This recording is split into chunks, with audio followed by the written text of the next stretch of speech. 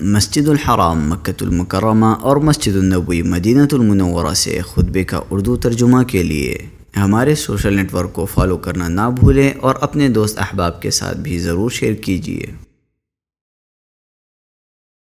خطبہ جمعہ مسجد النبوی، تاریخ 11 محرم 1448 ہجری بمطابق 26 جون 2026 عیسوی۔ موضوع دن و سال کی آمد و رفت میں عبرت و نصیحت۔ خطیب فضیلۃ الشیخ احمد بن علی الحذیفی حفظہ اللہ، ترجمہ انیس الرحمن نظام الدین۔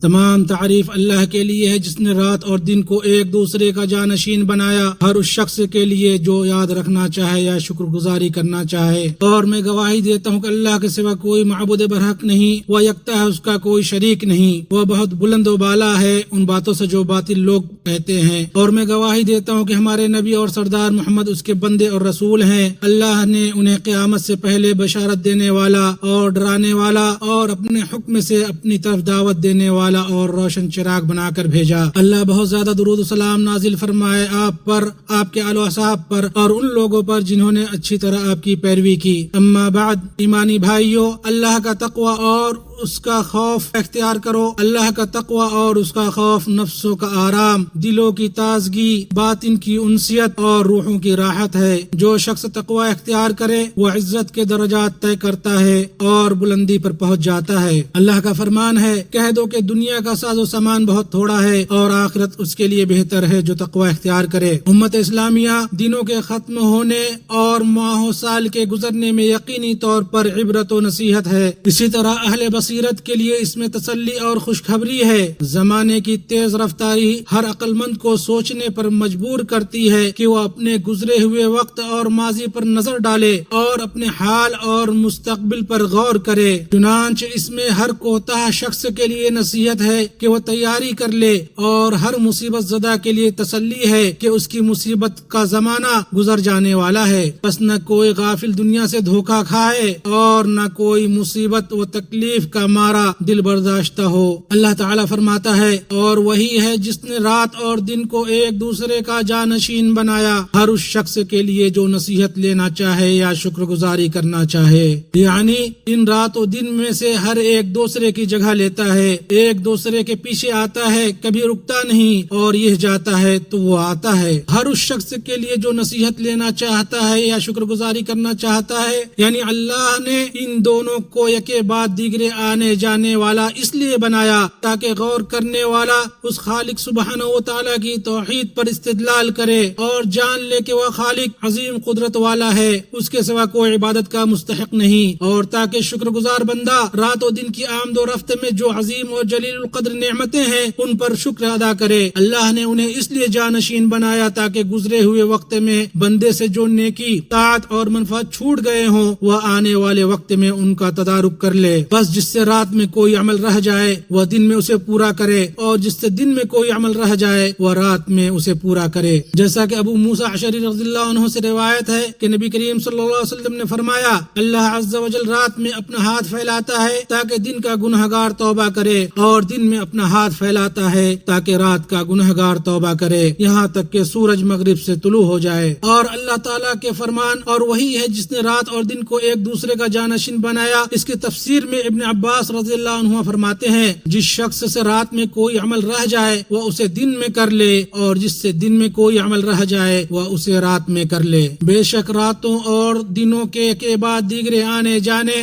اور سالوں اور مہینوں کے پے در پہ چلتے رہنے میں اس شخص کے لیے تسلی و سکون ہے جس کے حالات تنگ ہو گئے ہوں اور معاملات مشکل ہو گئے ہوں، کیونکہ دنیا تبدیلی اور زوال کا گھر ہے، نہ تو اس کا کوئی معاملہ برقرار رہتا ہے اور نہ ہی کوئی حالت مستقل رہتی ہے، بلکہ یہ اپنے باشندوں کے ساتھ منتقل ہوتی رہتی ہے اور انہیں ایک حالت کے بعد دوسری حالت سے دوچار کرتی رہتی ہے۔ چنانچہ مصیبت کی تاریکیوں کو خوشحالی کی پہلی کرنیں ویسے ہی دور کر دیتی ہیں جیسے دن کی روشنی رات کی تاریکی کو مٹا دیتی ہے۔ اللہ کے نبی صلی اللہ علیہ وسلم ابن عباس رضی اللہ عنہما کو نصیحت کرتے ہوئے فرماتے ہیں، جان لو کہ جس چیز کو تم ناپسند کرتے ہو اس پر صبر کرنے میں بہت بھلائی ہے، اور مدد صبر کے ساتھ ہے۔ ہے، خوشحالی مصیبت کے ساتھ اور مشکل کے ساتھ آسانی ہے۔ اللہ مجھے اور آپ کو ملے موسموں میں برکت عطا فرمائے اور خیر پر ہمارا خاتمہ کرے، ہمیں آخرت کی بہترین منزل یعنی جنت عطا فرمائے۔ میں وہ کہتا ہوں جو آپ سن رہے ہیں، اور میں اللہ سے اپنے لیے اور آپ سب کے لیے مغفرت طلب کرتا ہوں، بے شک وہ بہت مغفرت والا ہے۔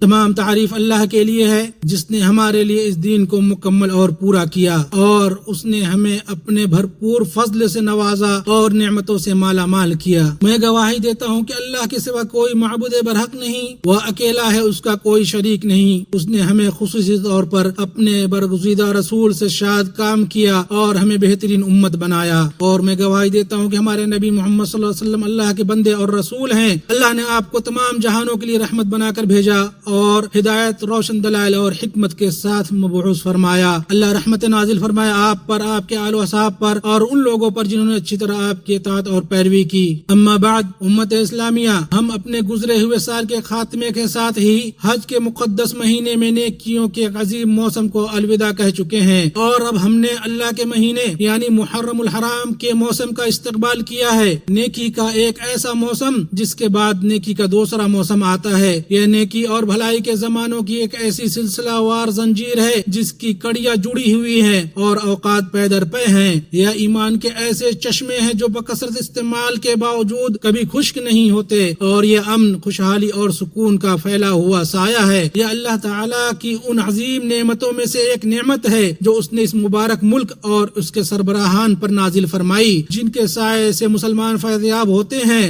جن کے جاری و شیری چشمے سے سیراب ہوتے ہیں، اور جن کے ذریعے دل اپنی آرزوؤں کو پہنچتے ہیں۔ چنانچہ ہم اللہ کی ایسی حمد کرتے ہیں جس کے شمار سے زبان و بیان عاجز ہیں، اور جو اس کے مزید فضل و احسان کا باعث ہے۔ تو وہی ہے جس نے ہمیں اپنے فضل و کرم سے نوازا، جس کے فضل کی بارشیں لگاتار برستی ہیں۔ تو نے اس ملک میں تمام خوبیاں جمع کر دی اور عزت کی بلندیوں پر اس کے تاج کو پہنچا دیا۔ تو نے اس کو آنے والوں کے لیے خیر و بھلائی کا قبلہ بنا دیا جو اپنے قاصدین کو ہدایت کی طرف آنے کی صدا دیتا ہے۔ بس تمام تعریفیں اور ستائشیں تیرے لیے ہیں جب تک صبح کے پرندے اپنے گیت گاتے رہیں۔ اے اللہ، ہم تجھ سے دعا کرتے ہیں کہ تو حرمین شریفین کی خدمت، ان کی نگہداشت اور ان کے زائرین کی دیکھ بھال کرنے والوں کو بہترین اور مکمل ثواب عطا فرما، جن میں سر فہرست خادم حرمین شریفین اور ان کے ولی عہد ہیں۔ اے سب سے زیادہ کرم کرنے والے، انہیں اپنی حفاظت و نگہداشت میں رکھ، انہیں اپنی رعایت میں محفوظ رکھ۔ اے رب العالمین، اس پاکیزہ اور پاک ملک مملکت سعودی عرب کو سازشکاروں اور دشمنوں کے مکر و فریب سے محفوظ رکھ، جو ایمان کی آماجگاہ ہے، وحی کے نزول کی جگہ ہے، مسلمانوں کے دلوں کا مرکز اور سید المرسلین صلی اللہ علیہ وسلم کی قیام گاہ ہے۔ اے اللہ، ہر جگہ مسلمانوں کے حالات درست فرما، ان کے اور اپنے دشمنوں پر ان کی مدد فرما۔ اے قوی، اے مضبوط رب، اے ہمارے رب، ہم سے قبول فرما لے، بے شک تو ہی سننے والا جاننے والا ہے، اور ہماری توبہ قبول فرما، بے شک تو ہی بہت زیادہ توبہ قبول کرنے والا، بہت رحم فرمانے والا ہے۔ سنو، جمعہ کے دن اور تمام دوسرے دنوں میں